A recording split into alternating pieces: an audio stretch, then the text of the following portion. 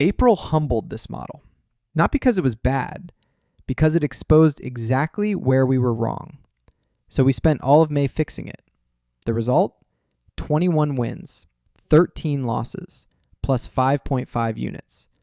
But honestly, the record isn't the interesting part. The interesting part is how it happened. Because the biggest discovery of the month was that we were betting the wrong thing. Let's start with the results. Moneylines, 8-3, 73%. Run lines, 3-0, perfect. Totals, 10-10, completely average. And that was the first clue. For months, I was treating totals as the model's primary output. Makes sense, right? The model projects runs, so naturally you bet over-unders. Except the data kept saying something different. The model was much better at identifying who would win than whether a game landed over or under. Think about it. If the model projects a 5-2 game, that isn't really a total signal. That's a side signal. And somehow we were ignoring it. In May, we stopped doing that, and immediately the results improved. But then we found something even crazier. Across 179 games in May, Vegas had a mean absolute error of 3.17 runs. The model? 3.25. 0.08 of a run. That's it. Across an entire month of baseball. At that point, we knew the issue wasn't accuracy. The issue was finding where the model's edge actually lived. And that's where the biggest upgrade happened. Lineups. In April, we were evaluating offenses at the team level. Basically asking, how good is this offense? The problem? A baseball lineup isn't one hitter. It's 9.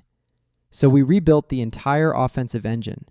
Every batter, every lineup, every handedness matchup. Righty versus lefty, lefty versus righty.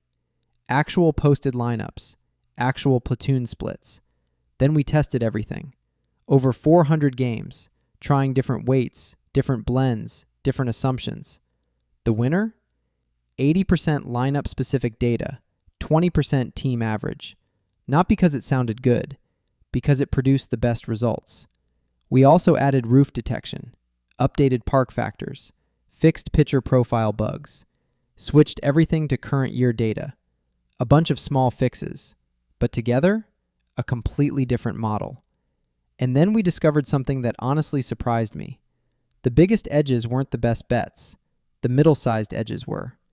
When the model showed a 1.5 to 2 run edge, 74% win rate, over 400 games. When the model showed a massive edge, performance actually dropped. The lesson? Not every huge edge is a good edge.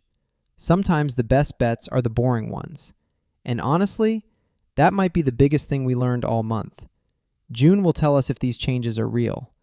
But for the first time all season, it feels like the model is finally starting to understand baseball. If you've been following along, let me know your favorite play for tomorrow in the comments. And if you're enjoying these updates, subscribe. June starts now.